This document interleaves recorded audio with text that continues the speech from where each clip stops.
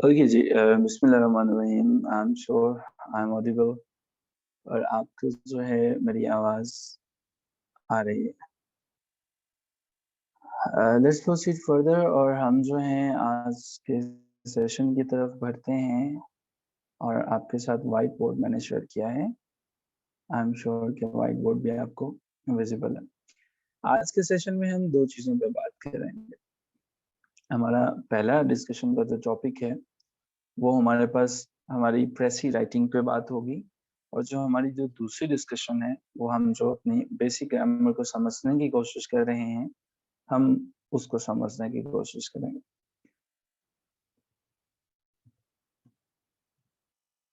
प्रेसी writing एक ऐसी technique का नाम है, एक ऐसी आर्ट है कि जिसे शायद हम कभी भी जिंदगी में किसी भी लम्हे किसी भी कंपटीशन के एग्जाम्स में इसको नजरअंदाज नहीं कर सकते हैं।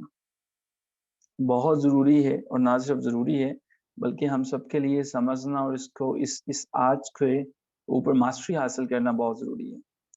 Late me tell you something some basic things about precis. लेकिन इससे पहले कि हम प्रेसी राइटिंग की डेफिनेशंस करें और समझें और इस मौजू को ठीक-ठाक तरीके से समझें और इस पर बात करें, I want to take a definition from you. अब मुझे इसकी डेफिनेशन आपको जो लगता है ये सही हो सकती है, ये गलत हो सकती है, ये कुछ भी हो सकती है।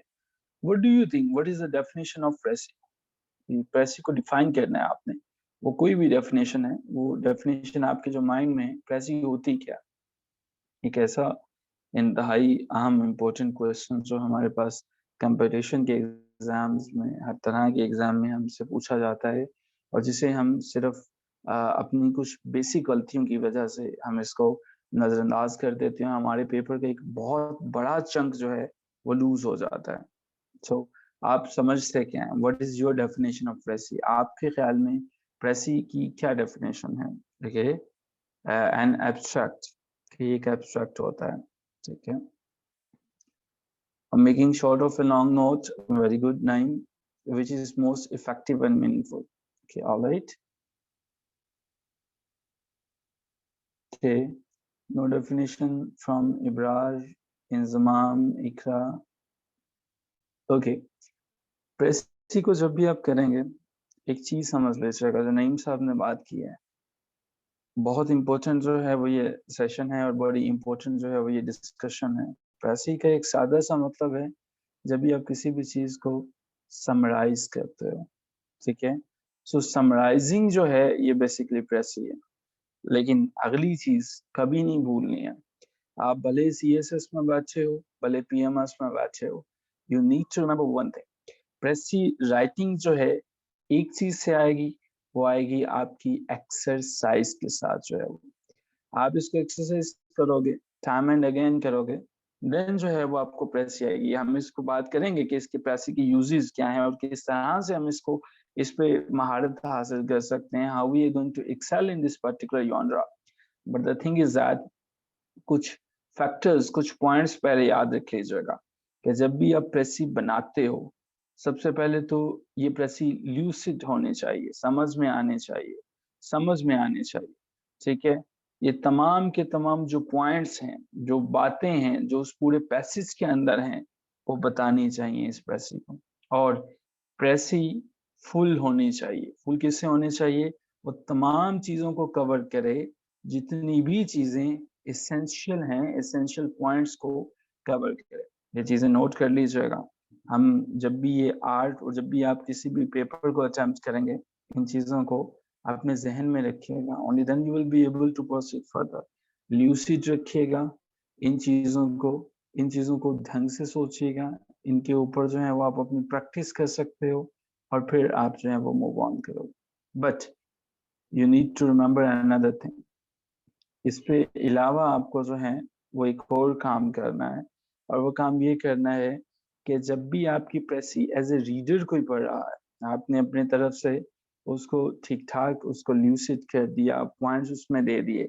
लेकिन एज ए रीडर जो पढ़ रहा है, क्या उसने किसी मेन पॉइंट को मिस तो नहीं कर दिया? जो वो मेन पॉइंट दे रहा है आपने जो मेन पॉइंट्स है उनको छोड़ तो नहीं दिया? और जरा खुद से पढ़ के देखिएगा कि इस प्रेसी को जो आपने बनाई है, इसका जनरल इफेक्ट क्या है। अमूमन हम लोग क्या कहते हैं, हमारे पार्टिसिपेंट्स या स्टूडेंट्स जो हैं वो CSS या PMS के एग्जाम्स में जब बैठे होते हैं, पहले तो उनके ऊपर प्रेशर ही ठीक ठाक होता है। याद रखिएगा, ये परेशानी में, मुश्किलों में घबराना मुश्किल को बढ़ा देता है। अभी आप इस प्रेसी के तमाम असूलों, कवायद को, रूल्स एंड रेगुलेशंस को समझ चुके होंगे। इसके बाद मैं आपको एक असाइनमेंट दूंगा। आपने अगर आज का सेशन ठीक ठाक तरह से सुन लिया, इन पॉइंट्स को नोट कर लिया, यकीन कीजिए कि शायद ही कोई ऐसी चीज हो कि जिसकी वजह से आप जो हैं वो इस पर्टिकुलर 25 मार्क्स के उन पेपर्स को, जिनके बाद मेरा ख्याल है कि तमाम मैनेजरियल पोजीशंस और बड़ी अच्छी पोजीशंस जो हैं वो मिल जाती हैं उन पे, उसमें 25 नंबरों में से आप जो हैं वो अच्छे नंबर ना ले सकते। एक चीज आपने जो कभी नहीं करनी है, डू नॉट कंफ्यूज। किस चीज से कंफ्यूज नहीं होना आपने? पहली चीज जिससे कभी आप कंफ्यूज नहीं होना कि पैराफ्रेजिंग करना जो है वो एक मुख्तलिफ चीज है। पैराफ्रेजिंग और प्रेसी दोनों मुख्तलिफ चीजें हैं। पैराफ्रेजिंग क्या होती है? हमारे पार्टिसिपेंट्स क्या करते हैं, जहां पे नहीं समझ में आती वहीं पे इधर उधर से लफ्जों को जोड़ा और एक प्रेसी बना के दे दी। उनको लगता है कि प्रेसी शायद इसी एक आर्ट का नाम है, प्रेसी शायद यही एक आर्ट है। मुझे कुछ सेकंड्स दीजिएगा।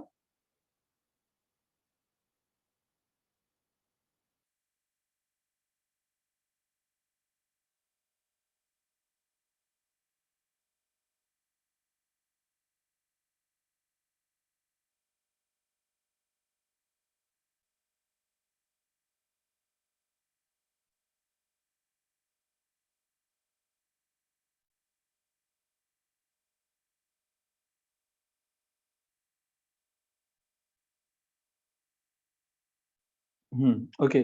सो हम बात कर रहे थे, उन्हें ये लगता है कि शायद ये एक पैराफ्रेजिंग है। पैराफ्रेजिंग एक मुख्तलिफ चीज है। आपकी प्रेसी राइटिंग जो है वो एक मुख्तलिफ चीज है। असल में प्रेसी राइटिंग जो है वो किस तरह से मुख्तलिफ है, इस चीज को भी समझ लीजिएगा। इसको समझने से पहले आपको ये बताना है, आप जरा डिफाइन कर सकते हैं कि प्रेसी राइटिंग जो है इसको और पैराफ्रेजिंग के दरमियान फर्क आपको समझ में क्या आया? क्या आप इसको डिफाइन कर सकते हैं कि प्रेसी राइटिंग में और पैराफ्रेजिंग में आपको समझ में क्या आया? एक डिफरेंस बताना है, एक लफ्ज में सिर्फ एक लफ्ज में आपने डिफरेंस बताना है, एक से दो लफ्ज में, कि क्या है दोनों के अंदर डिफरेंस जो है वो आपने इस डिफरेंस को बताना है। ये भी आपने प्रिसाइज करना है, इसको आपने जो है वो भी बताना है कि दोनों के अंदर क्या डिफरेंस है। तो ये डिफरेंसेस आपने अभी बताना है एक दो लफ्ज में। ओके। ये बड़ी बेसिक बेसिक सी बात आपने की है, बट दैट्स फाइन। आपने एक अच्छी बात की है कि इसको 1/3 नहीं होना चाहिए या 1/3 होना चाहिए, इस पे भी मुख्तलिफ राय हैं हमारे पास, बट दैट्स फाइन। ओके जी। पैराफ्रेजिंग का मतलब ये है कि आपने क्या किया, आपने रिप्रोड्यूस कर दिया। रिप्रोड्यूस कर दिया, किस चीज को रिप्रोड्यूस किया? जो कुछ उस पैसेज के अंदर था उसी सब्सटेंस को पकड़ा, उसको रिप्रोड्यूस कर दिया। ना सिर्फ उसको रिप्रोड्यूस कर दिया, आपने डिटेल्स भी दे दी।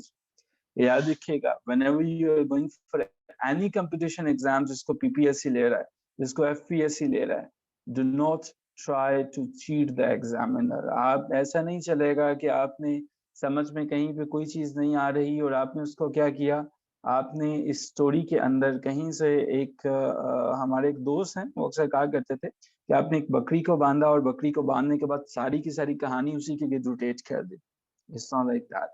दूसरे नंबर पे आपको क्या करना है, आपको ये करना है कि जो भी आप डिटेल्स दे रहे हैं, जो भी आप डिटेल्स दे रहे हैं, वो ओरिजिनल से कम होने चाहिए। ये चीजें तो हम सब ने बचपन से पढ़ते आए हैं, प्रेसी का मतलब ओरिजिनल से कम होना चाहिए। तो अब इस सेशन में नया ऐसा क्या है कि हमें आज प्रेसी की आर्ट को समझते जा रहे हैं। अगली बात जो मैं करने जा रहा हूँ वो इस सारे के सारे सेंटेंस में नहीं है, जो कि आज तक समझ में नहीं आई, और वो है एक्सप्रेशन की गेम। अच्छा, ये एक्सप्रेशन किस बला का नाम है? इसमें भी हमें कुछ समझ में नहीं आई। चलिए कुछ और डिटेल में बात करते हैं। यूं समझ लेते हैं कि हमें जो भी हम टॉपिक पे बात कर रहे हैं, हम अपने थीम से ना हटें। अच्छा, अब ये थीम क्या होता है? अब एक वंस अगेन नई कन्फ्यूजन पे चले जाते हैं। मान लीजिए कि मैं आपसे हम 2019 के पेपर का एक हमारे पास ऐसे आता है, एजुकेशन इज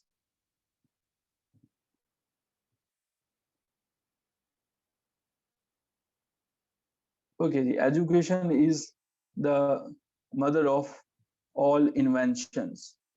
हमारे पास एक टॉपिक है, ऐसे है, हमने एक मजमून लिखना है इसके ऊपर। हम ये समझना चाह रहे हैं कि इस मजमून को हम कैसे लिखेंगे, ये थीम क्या होता है, मैं इस पर बात करना चाह रहा हूँ। अब देखिए, इस थीम के अंदर हमारे पास एक थीम है एजुकेशन, ठीक है, और यही है CSS PMS के पेपर्स के अंदर होता। अब होता क्या है, आप लोग कभी भी ये नहीं समझ पाते हैं, जो थीम्स होते हैं वो आपको बताए गए होते हैं, जो थीम्स होते हैं वो आपके सामने दिए गए होते हैं, वो आपको बता देता है कि मुझे इन थीम्स के अंदर से चीजें चाहिए, मुझे इन्हीं थीम्स के अंदर से चीजों को देखना है। और एक क्या है, एजुकेशन एक थीम है। अब वो पाकिस्तान की एजुकेशन को लेगा, वो किस तरह से लेगा, वो एक डिफरेंट उसका एस्पेक्ट हो सकता है, एक उसका डिफरेंट पर्सपेक्टिव हो सकता है। लेकिन हमारे पास हमने क्या है, हमें एक थीम उसने बता दिया, उसने ये बता दिया कि थीम आपका ये होना चाहिए। मान लीजिए कि आपको अगर वो IMF पे कोई चीजें दे रहा है, कोई फाइनेंस से रिलेटेड चीजें दे रहा है, तो इसका मतलब है वो डोमेन में किसकी डोमेन में फॉल करेगा, उसका थीम जो है वो फाइनेंस होगा, ठीक है।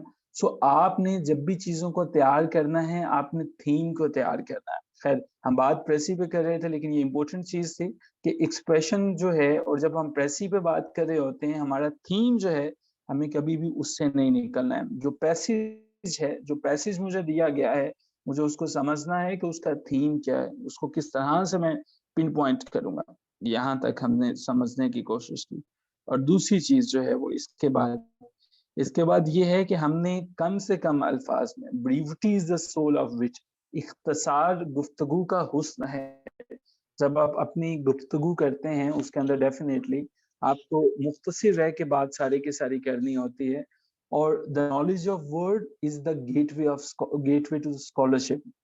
विल्सन ने ये कहा था, एक कोटेशन है बड़ी अच्छी, मैं आपके साथ जरूर शेयर करूंगा, इससे आपको पता चलेगा।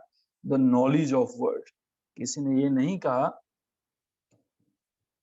नॉलेज ऑफ वर्ड्स, आपको अल्फाज का पता होना चाहिए कि मैंने कहाँ पे कौन सा अल्फाज जो है वो, कौन सा लफ्ज जो है वो इस्तेमाल करना है। Gateway to the scholarship, so this is something about the gateway of the knowledge. तो आपको अल्फाज को बेहतरीन तरीके से यूज करने का पता होना चाहिए। तो यहाँ से हम जो है वो आगे चलते हैं। और एक चीज, एक आर्ट आपने समझनी है। इस आर्ट का मतलब है, इस आर्ट का नाम है कंसाइज एंड डिफ्यूज आर्ट। अब कंसाइज एंड डिफ्यूज आर्ट क्या होती है, जिसका मतलब ये है कि कोई रिज्ड किस्म के रूल्स इस तरह से एग्जिस्ट नहीं करते हैं कि आपने प्रेसी को करना है तो उसको 1/3 पे लेके जाना है, आपने प्रेसी को करना है तो उसको 1 सेकंड पे लेके जाना है। आपने कम से कम अपने वर्ड्स को बेहतरीन एक्सप्रेशन में इस्तेमाल करते हुए अपने आइडियाज को बताना है, आइडियाज में बताना है। सो ये है हमारे पास एक प्रेसी की आर्ट जो है वो। लेकिन अगला क्वेश्चन ये पैदा होता है कि जो एग्जामिनर है, जब वो हमसे प्रेसी डिमांड करता है, जब वो ये समझता है कि ठीक है, प्रेसी जो है, ये प्रेसी के यूज क्या है, वो समझता है क्या इस लेवल पे, जब हमें जो है वो प्रेसी के ऊपर कोई काम करना है, जब हमें प्रेसी को प्रोड्यूस करते हैं, इसका यूज क्या है, इसका पर्पस क्या है। पहली बात जो है, जब भी आप इंग्लिश जुबान या किसी भी जुबान को पढ़ते हैं, और PMS में प्रेसी आपको 2 जगह पे काम आए। एक आपके ऐसे के पेपर में, ऐसे के पेपर में इस तरह से कि आपने अपने आइडियाज को किस तरह से इख्तिसार के साथ बताना है। दूसरा आपका इंग्लिश प्रेसी की सूरत में, और तीसरा आपका उर्दू प्रेसी की सूरत में। सो ये आर्ट जो है, ये रूल जो हैं, आपको मदद देंगे इन तीनों के तीनों सब्जेक्ट्स में।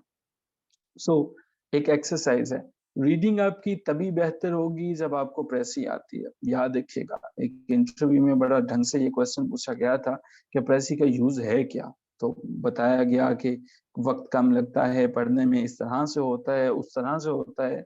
जबकि रीजंस क्या हैं, ये हकीकत है, इस बात में कोई दो राय नहीं है कि हम ज्यादातर लोग जब भी पढ़ते हैं किसी चीज को केयरलेसली से पढ़ते हैं। केयरलेसली से पढ़ने का क्या मतलब है, हम कुछ ही आइडियाज हैं जो वेग आइडियाज हैं, बस वही हमारे जहन में बाकी रहते हैं। सो आपने एक देखिए, अगर आप कोई भी डॉन न्यूज़पेपर पढ़ते हैं, जो कि यकीनन आपको पढ़ना चाहिए, आपने उसके एडिटोरियल को जब भी पढ़ा हो तो मेरा नहीं ख्याल कि सारे के सारे एडिटोरियल्स आपको याद रहते हैं, कुछ ही चीजें याद रहती हैं। अब जो चीजें याद रहती हैं उनके अंदर एक वैल्यू होती है, उनके अंदर एक पॉइंट होता है जो आपको याद रहता है। सो फिर आप क्या कहते हैं कि उन पॉइंट्स को सोचते हैं, समझते हैं। सो दिस इज द थिंग। ऐसे पॉइंट्स आपने अपनी प्रेसी के अंदर मेंशन करने हैं जो हैजी ना हो, ऐसे पॉइंट्स आपने मेंशन करने हैं जो मडल ना हो, जिनके अंदर क्लैरिटी मौजूद हो। सो इसके अंदर ये सारे के सारे पॉइंट्स जो हैं, आपकी मेमोरी को भी इस तरह से टेस्ट किया जाता है कि आपने एक पैसेज पढ़ने के बाद क्या आप इस काबिल हैं कि उसको प्रिसाइज कर सकें, आपका लेवल ऑफ अटेंशन क्या था जब आप पैसेज को पढ़ रहे थे। सो पहला यूज, क्या आपकी रीडिंग एबिलिटीज को चेक किया जाता है, क्या आपकी रीडिंग एबिलिटीज हैं क्या। सो आप जो है वो अटेंशन से पढ़ते हैं, फिर जब आपको आपकी समरी उसकी बनानी पड़ती है, मेन पॉइंट्स बताने पड़ते हैं, आप बना ही नहीं सकते हो जब तक आपको उसके मीनिंग्स का नहीं पता। आप इस चीज से एग्री करते हैं कि जब तक आपको एक पैसेज दिया, उस पैसेज को अटेंशन के साथ पढ़ा ही नहीं, उसको समझा ही नहीं, उसको प्रिसाइज कर सकते हो? यस नो में आंसर दे सकते हैं आप चैट बॉक्स में। क्या उसको हम प्रिसाइज कर सकते हैं? Is next to impossible. हमें अटेंशन देनी होती है, हमें समझना होता है, हमें बताना होता है। सेकेंड चीज जो कि इंतहाई जरूरी है आपके लिए, और वो है आपके पास कंपोजिशन। कंपोजिशन, किसी चीज को आपस में जोड़ देना। सो अगर आप कंपोजिशन का मतलब क्या है, कंपोज कर देना, जो आपके अंदर स्कैटर्ड थॉट्स हैं, जो आपकी जो सोचें हैं, जब वो बिखरी हैं, कोई यहाँ पे है कोई वहां पे है, उनको एक कंपोज करके लेके आए, उनको एक्सप्रेस कर दें। Express, the very word in itself is saying कि जो आपके अंदर प्रेस चीजें हैं उनको एक्सप्रेस करें। लेकिन किस तरह से एक्सप्रेस करें, अब ये है वो गोल्डन रूल जिसको आप याद रखेंगे। तो ये 3 स्टेप्स हैं, ये 3 स्टेप्स कभी ना भूलिएगा। अगर ये 3 स्टेप्स आपने हमेशा याद रखे, बिलीव मी, ये 3 के 3 स्टेप्स आपकी जिंदगी बदल भी सकते हैं अगर आप बदलना चाहेंगे। पहला स्टेप, प्रेसी के अंदर अपनी जो थॉट्स हैं, थॉट्स को क्लियर रखिएगा। कहीं ऐसा ना हो कि प्रेसी करते हुए आप किसी पैसेज को बिल्कुल ही गलत ढंग से समझ रहे हो। दूसरी चीज जो कि प्रेसी के अंदर बहुत जरूरी है, वो है इसका कंसाइज होना। प्रेसी को जितना हो सके कंसाइज करने की कोशिश कीजिए। कोई रूल नहीं है इसमें 1/3 का, 1 सेकेंड का। एंड तीसरी और आखिरी चीज, इसकी इसको इफेक्टिव होना जरूरी है। अगर ये इफेक्टिव नहीं है तो इसके अंदर कोई स्प्लेंडिडनेस नहीं, इसके अंदर कोई ऐसी चीज नहीं है। अब होता क्या है, हमारे जो स्टूडेंट्स हैं, पार्टिसिपेंट्स हैं, एमबीबीएस के पार्टिसिपेंट्स हैं, किसी भी और सब्जेक्ट के अंदर उनकी डिग्री है, but what they are doing, वो काम क्या करते हैं, काम उनके अंदर ये है कि जब भी इवन हमारे वो स्टूडेंट्स जिन्होंने मास्टर्स किए होते हैं, एमफिल किए होते हैं, पीएचडी की होती है, अगर उन्हें एक चीज, एक पैसेज इस तरह से लिखना पड़ जाए कि जिसके अंदर कोई डिसऑर्डर ना हो। आप देखें, the very word in itself is talking about disorder, एक ऐसी चीज जो ऑर्डर में नहीं है। सो उन्हें इस चीज का नहीं पता कि कहाँ पे अपने वर्ड्स को उन्होंने लूज कर दिया, कहाँ पे वो जो है वो एक पाथ से बिल्कुल डिविएट होते चले गए हैं, कहाँ पे रिपीट कर रहे हैं खुद को, उनकी रेपिटेशंस अनकॉन्शियसली चल रही हैं। ये चीजें आपको ड्रैग डाउन करती हैं। इंग्लिश, जब आप सीएसएस में बैठे हो, पीएमएस में बैठे हो, ग्रामेटिकल गलती करना ऐसे ही है जैसे आपने अपने लिए सुसाइड किया। ग्रामेटिकल गलती आपसे एक्सपेक्टेशन नहीं की जाती है, लेकिन कोई भी ऐसी आर्ट नहीं है जिसको मुश्किल हो उसको प्रैक्टिस से हासिल न किया जा सके। सो प्रेसी के पेपर में, प्रेसी के पर्टिकुलर क्वेश्चन के अंदर आपको अपने लिए कुछ लिमिट्स सेट करनी होंगी। पहला स्टेप, लिमिट्स को सेट करो। लिमिट्स का क्या मतलब है? डेली बेसिस पे आपने जो है वो कोई ना कोई वोकैबुलरी का अपने आप को कम से कम एक वर्ड दे दें, ज्यादा नहीं दीजिए, 1 से 2 वर्ड दे दीजिए जो आपका अपना हो जाए। अब इस वर्ड को जब आपने दे दिया, अब इन वर्ड्स का इस्तेमाल बहुत केयरफुली से करना है।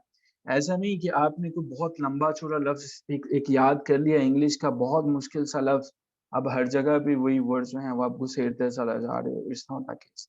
अब आपको पहले नंबर पे लिमिट सेट की, उसके बाद फिक्स नंबर ऑफ वर्ड्स में, कैलकुलेटेड वर्ड्स में बात की, और इन वर्ड्स को बहुत केयरफुली आपने यूज किया। और तीसरी चीज, इनके एक्सप्रेशन को मेंटेन रखा। एक्सप्रेशन से मुराद अल्फाज का ऐसा चुनाव कि जिसमें आपके पास ब्रीविटी का एलिमेंट लूज नहीं होता। अल्फाज का ऐसा चुनाव जिसमें पढ़ने वाले को लॉजिकल ऑर्डर मिलता है। ये लॉजिकल ऑर्डर क्या होता है, इसको डिस्कस करते हैं, इस प्रोसीजर को भी बात करते हैं। सो आखिरी चीज, लास्ट स्टेप इसके यूज के अंदर जो है, प्रैक्टिस जो है ऐसी कि जब हम प्रेसी को पढ़ते हैं, इसका यूज क्या होता है, इसकी ये आपकी जो प्रैक्टिकल लाइफ है, प्रैक्टिकल लाइफ, उसके अंदर आपको बहुत हेल्प करती है। देखिए, आप जब भी कोई चीज पढ़ रहे होते हो, आप रीड कर रहे होते हो, आपने किसी शॉप के बाहर चले गए, दुकान के बाहर देखा, उसका साइन बोर्ड लगा हुआ है। आप में से 99.5% लोग वो होते हैं जो कि सिर्फ उसका नेम शॉप का पढ़ते हैं। उसके नीचे उन्होंने क्या लंबी चौड़ी लतीनी जुबान के अंदर या अंग्रेजी जुबान के अंदर क्या लिखा हुआ है, इतना टाइम ही नहीं है किसी के पास कि उसको पढ़े।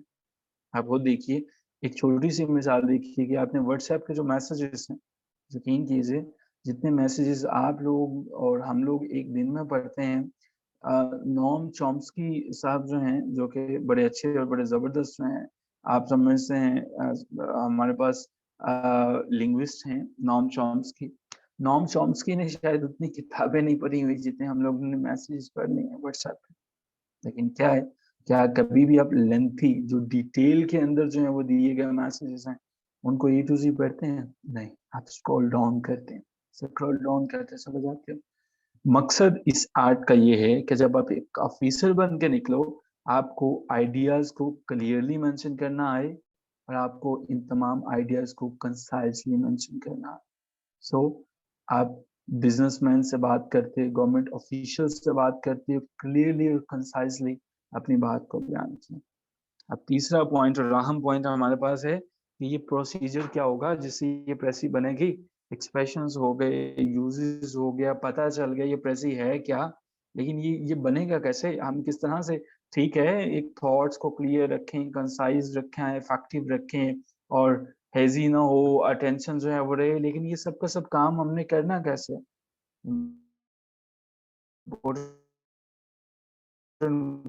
चलिए इस आर्ट को भी समझते हैं। इसके लिए हम तीसरी स्क्रीन पर चलते हैं। ओके जी, अब इस स्क्रीन पे हम इनके इस मेथड को समझना चाह रहे हैं। ये मेथड्स हमें ठीक ठाक हेल्प करेंगे।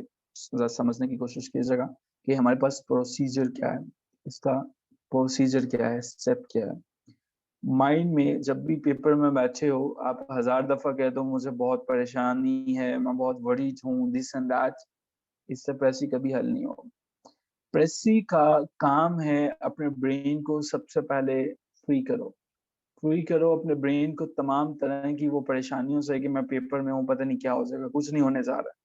कोई वहां पे नाइफ्स और जो है वो चाकू छुरियां लेके नहीं बैठा हुआ कि आपने प्रेसी गलत की तो अभी आपकी गर्दन उतार दूंगा। ब्रेन को फ्री करने के बाद इंटेंसिवली एक काम करना है। इंटेंसिव, मैंने वर्ड इंटेंसिव यूज किया है, मैं कोई और वर्ड भी यूज कर सकता था, लेकिन इंटेंसिवली अपने दिमाग को एक काम पे लगाना है, और वो काम है कि आपने ब्रेन स्ट्रॉन्ग करना है। जरा सोचने की कोशिश करो।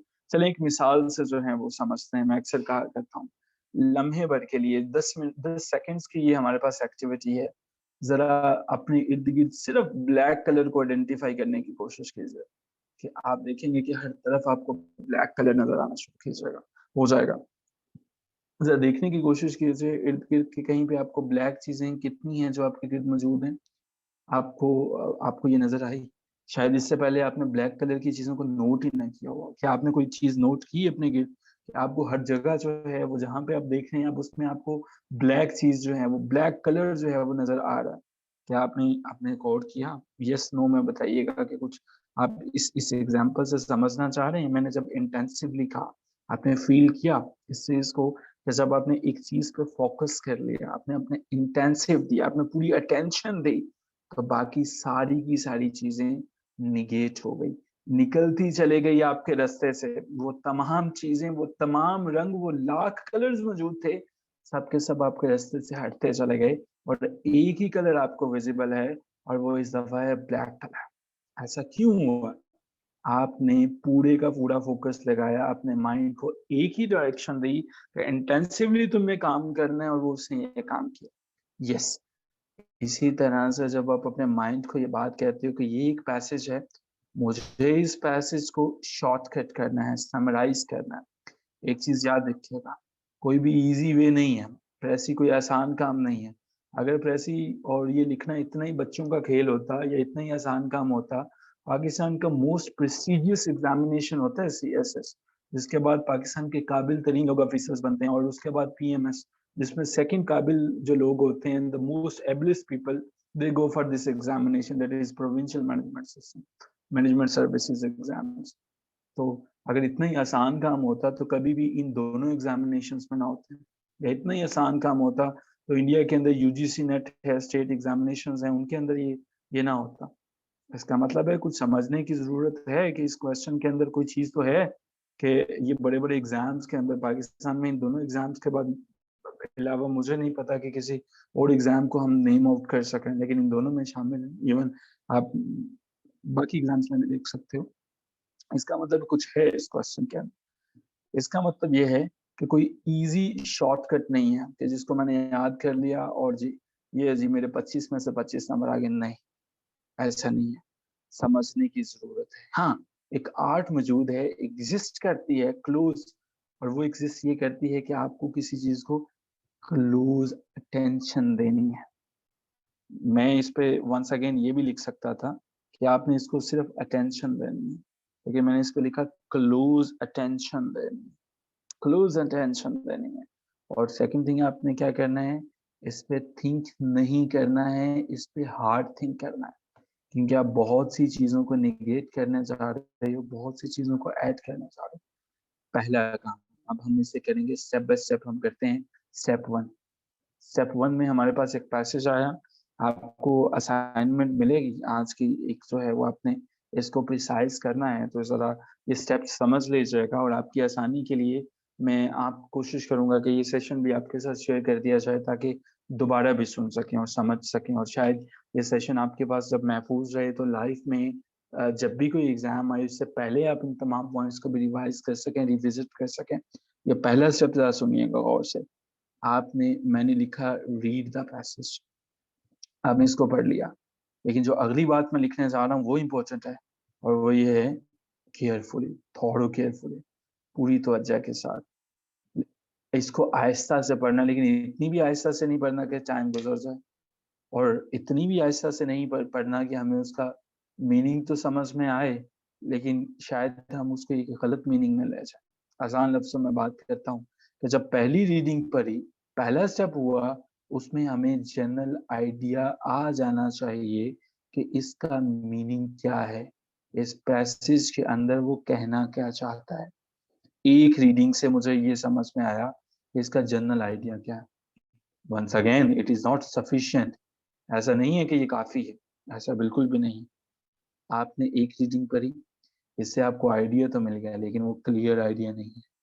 फिर क्या करेंगे आप इसे, रीड इट अगेन, एक दफा और फिर रीड इट अगेन। 3 दफा आपने इसको पढ़ा। आप जितने भी स्कॉलर हैं 3 दफा जरूर पढ़िएगा। होता क्या है, जब आप किसी को 3 दफा जो है वो पढ़ते हैं, वो टेक्स्ट आपके साथ फेमिलियर हो जाता है। वो टेक्स्ट आपके साथ ऐसा लगता है जैसे वो टेक्स्ट आपका अपना अपना है। सो जैसे जैसे आपको लगता है कि वो टेक्स्ट अपना है, दूसरी चीज जो आपको समझ में आती है, यहाँ देखिए अभी हम फर्स्ट स्टेप पे हैं, अभी हम ये समझने की कोशिश कर रहे हैं कि इसके बाद होता क्या। पहले स्टेप में हमें इसका मौजू समझ में आ जाता है, सब्जेक्ट समझ में आ जाता है, ये बात क्या कहना चाहता है। और दूसरा पॉइंट जो हमें समझ में आता है वो ये है कि what is being said about the subject, subject के बारे में कहा क्या जा रहा है। सो यहाँ पे होगा क्या, मिसाल के तौर पे मैंने आपको एक पैसेज दिया, अब आपने पैसेज को एक दफा पढ़ने के बाद पहला एक सवाल अपने से किया, ये सवाल भी याद रखिएगा, आस्क योरसेल्फ, अपने आप से पहला क्वेश्चन आपने पूछा, ये जो मैं पढ़ रहा हूँ ये है क्या, व्हाट इट इज, ये जो मैं पढ़ रहा हूँ ये है क्या, व्हाट इज, ये है क्या, इसका मीनिंग क्या है। और दूसरा क्वेश्चन जो आप अपने आप से करेंगे कि what is the meaning of the author, author जो है वो उसका मीनिंग क्या है, मतलब क्या है, वो बात क्या करना चाहता है, वो समझाना क्या चाहता है। सो तीसरी जो है वो बात आपसे सोचेंगे कि यही बात मैं फ्यू वर्ड्स के अंदर कैसे कहूंगा, कुछ लफ्जों के अंदर मैं कैसे कहूंगा, कैसे मैं इसको कहूंगा कि देखें, हमें किसी की तारीफ में बड़ी लंबी चौड़ी बातें करनी हो ना, ये जनाब ये बड़े मेहनती हैं, ये बड़े काम करने वाले हैं, इन्होंने कभी जिंदगी में कुछ ऐसा नहीं किया, वैसे नहीं किया, वैसे ही कहते हैं डार्क हॉर्स। अबे डार्क हॉर्स क्या होता है, जबरदस्त छुपा रुस्तम एक ऐसा शख्स जो काबिल तरीन बंदा होता है। तो इतनी लंबी चौड़ी बातों से दो लफ्जों में इसको रिप्लेस कर दिया। मिसाल के तौर पर Ali is a hard working and capable person. हमारे पास ये जो सारे के सारे जो हैं अल्फाज हैं, इसमें मैं अगर इसको कर दूं Ali is a dark horse, तो काफी इसमें समझ में आ गया। शायद इसको मजीद इससे भी मुख्तसर किया जा सकता हो, लेकिन पहला जो है वो ये स्टेप हो गया। अब दूसरी जो प्रॉब्लम आती है प्रेसी को करने के बाद वो ये होती है कि प्रेसी में कहानी होती है कि उसके अंदर एक टाइटल भी देना होता है, एक टाइटल भी बताना होता है प्रेसी का। अब ये जो है वो एक जनरल कॉन्सेप्ट ये पाया जाता है कि रूल जो है वो बता देते हैं, वो कहते हैं जी वो या तो फर्स्ट लाइन को पढ़ लें, उसमें आपको इसका टाइटल मिल जाएगा, या ऐसा कह लीजिए कि आप एंड वाली लाइन को पढ़ लीजिए, ठीक है, इसके अंदर जो है वो आपको मिल जाएगा इसका टाइटल। लेकिन कि जो ऐसा कुछ भी नहीं है, राइटर ने आपके लिए इसलिए नहीं रखा हुआ कि आप पहली लाइन या एंड वाली लाइन के अंदर टाइटल को ढूंढे और टाइटल साहब वहां पे छुप के बैठे हुए हैं कि जनाब हमें डिस्कवर किया जाना। ये कोई हाइड एंड सीक नहीं चल रही है, ये कोई वो आंख मचोली नहीं है कि पहली या आखिरी वाली लाइन में। तो हम कैसे टाइटल को फाइंड आउट कैसे करें, इसका वे क्या है, इसमें किस तरह से हम जो है वो समझ सकते हैं, that is the answer that we are going to seek today. देखिए, जब भी आपको किसी भी प्रेसी का एक टाइटल, भले वो आप उर्दू की कर रहे हो, भले वो इंग्लिश की कर रहे हो, पीएमएस में आपके पास 100 मार्क्स का उर्दू भी होता है, याद रखिएगा। सो आपने सबसे पहले जो है ये समझने की कोशिश कीजिएगा कि मैंने ये जो पैसेज पढ़ा, पैसेज को मैंने जो रीडिंग दी है, इस पैसेज के अंदर आपको कुछ ऐसे अल्फाज, जैसे अभी एक एक्टिविटी में आपको ब्लैक कलर अबंडेंस में नजर आना शुरू हो गया, ब्लैक कलर बड़ी कसरत से नजर आना शुरू हो गया, आपको कुछ ऐसे वर्ड्स होंगे जो कि नजर आना शुरू हो जाएंगे, जो वर्ड्स होंगे, कुछ ऐसे फ्रेजेस होंगे जो आपको नजर आना शुरू हो जाएंगे, कुछ आपको शॉर्ट सेंटेंसेस जो हैं वो ऐसे मिलेंगे जो आपको पता चलेगा कि ये ब्रीफली जो है वो इस सब्जेक्ट पे बात कर रहे हैं। और मजे की बात यह है कि एक चीज आपने फिक्रे में जो है वो एक पूरे पैसेज में ढूंढने की कोशिश करनी है, जिसे हम की सेंटेंस कहते हैं। अच्छा, आपको क्या लगता है, कोई रैंडम सी डेफिनेशन आपको जो लगता हो, की सेंटेंस होता क्या, what do you feel about the definition of की सेंटेंस, क्या है ये की सेंटेंस, कोई भी आइडिया कि क्या होता है की सेंटेंस जो होता है, की सेंटेंस क्या होता है, कोई आपको लगता है, कोई तारीफ आपके ध्यान में आ रही हो, कोई भी डेफिनेशन जो है वो आ रही हो। Very good Inzamam, theme of the precis, main ideas Sameena Rana, anyone else, main theme, very good. अच्छा जी, अब चीज को समझना है, वेरी गुड नईम साहब। अब ये वाली जो बात मैंने कही थी कि एंड वाली या फर्स्ट वाली लाइन में ये जनरल रूल जो लोग कहते हैं वो क्यों कहते हैं? होता असल में कुछ यूं है कि वो बजाय ये बात बताने की कि आप पूरे पैसेज में की सेंटेंस को ढूंढें, वो ये बताते हैं कि आपको शुरू वाली या एंड वाली लाइन में मिल जाएगा। और 90% होता कुछ यूं है कि आपके जो की सेंटेंसेस होते हैं वो या तो पहला सेंटेंस होता है और या एंडिंग होता है। सो 90% ये चांसेस हमारे पास होते हैं, लेकिन इसको ये कह देना कि हमेशा इसको 90% को 100% प्रोबेबिलिटी दे देना, 100% सर्टेनिटी दे देना, ये गलत है। सो की सेंटेंस 90% चांसेस हैं कि हमें फर्स्ट या एंड पे मिल जाता है, लेकिन 10% चांसेस हैं कि वो कहीं सेंटेंस के विद इन भी मौजूद है। सो अब होता क्या है, ये की सेंटेंस मुझे पता कैसे चलेगा किसी भी प्रेसी के अंदर कि की सेंटेंस है तो है क्या? एक चीज, की सेंटेंस के अंदर जो सब्जेक्ट होगा, जो मुद्दा होगा, जो सारी की सारी बात होगी, वो बताई जाएगी। अब जो है रेस्ट ऑफ द पैसेज जो है ना, वो उसी की पॉइंट की सेंटेंस की बातों को एक्सपैंड कर रहा होगा, उसको एक्सपेंशन दे रहा होगा, उसको आगे लेके चल रहा होगा, ठीक है? और उसको क्या करेगा, उसी बात को इलस्ट्रेशन जो है वो दे रहा होगा, बयान कर रहा होगा बढ़ा चढ़ा के। तो ये हमारे साथ पास पॉइंट है। मिसाल के तौर पर हम कोई भी इसमें लाइन ले सकते हैं, कोई भी जो है वो बात कर सकते हैं। सो एक एक एग्ज़ाम्पल लेते हैं। चलिए एक जो है वो एग्ज़ाम्पल लेते हैं। इसका आपने टाइटल सजेस्ट करने की कोशिश करनी है, गलत भी हो सकता है, कोई इसमें परेशानी की बात नहीं है। Hospitality is a virtue for which the natives of the KPK in general are highly and deservedly admired। अच्छा जी, इसमें ना एक वर्ड ऐसा है, इज या दो वर्ड्स ऐसे हैं जो कि इसका टाइटल हो सकते हैं। सो आप जो है वो उस टाइटल को आपने फाइंड आउट करना है। ये एक छोटी सी एक्टिविटी है, ये गलत भी हो सकता है आंसर आपका। क्विकली जो आपको लगता है इस लाइन में, इसका जो की सेंटेंस है जिसके अंदर आपको इसका सब्जेक्ट लगता है, उसको बेस बना के आपको क्या लगता है इसका क्या टाइटल हो सकता है? क्या हो सकता है? आप कोई भी एफर्ट कर सकते हैं। याद है हमारा सेशन जहाँ से खत्म होगा, हम उसी लिंक से दोबारा ज्वाइन करेंगे। तो आपको क्या लगता है? खुशबू खान, खुशबू खान, वेल डन। ये नईम साहब का जो आंसर है, very good Naeem, very good Naeem. आप फील करें, हमने आपके लिए बहुत सी क्लैपिंग की है। What a wonderful answer. और हमने आपके लिए क्लैपिंग भी की है जूम पे, अब हम जैसे कर सकते थे।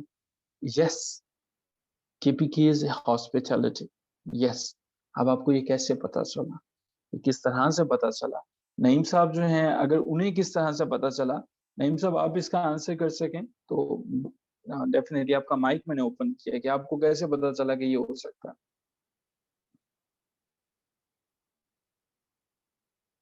नईम साहब, ओके जी शायद। सर, आप सर मुझे सुन रहे हैं? जी, जी, नईम साहब। जी सर, मुझे पहले लफ्ज़ से ही पता चला है कि हॉस्पिटेबल हॉस्पिटेबिलिटी हॉस्पिटैलिटी अ, इसमें हमने जो सब्जेक्ट है हॉस्पिटैलिटी है और हम इसमें केपीके के लोगों का ज़िक्र कर रहे हैं। बाकी जो उसमें है वो सिर्फ़ उसकी प्रेडिकेट है कि उसके बारे में मज़ीद उसको क्लियर कर रहा है बस।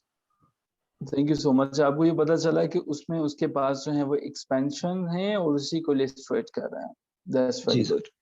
जी thank sir. You so much जी नईम साहब। अभी हम अपने सेशन में यहीं पे हम जो है वो इसे एंड करेंगे, लेकिन अभी हम इसे दोबारा ज्वाइन करेंगे ताकि नेक्स्ट जो है वो हम इसे एक्सपैंड कर सकें और आगे हम जो मेथड है इसका, जो प्रोसीजर है और इसकी जो राइटिंग्स हैं उनको इंशाल्लाह सम अप करने की कोशिश करेंगे और हम इसको जो है वो सम अप करते हैं। तो उसी लिंक से दोबारा ज्वाइन करते हैं।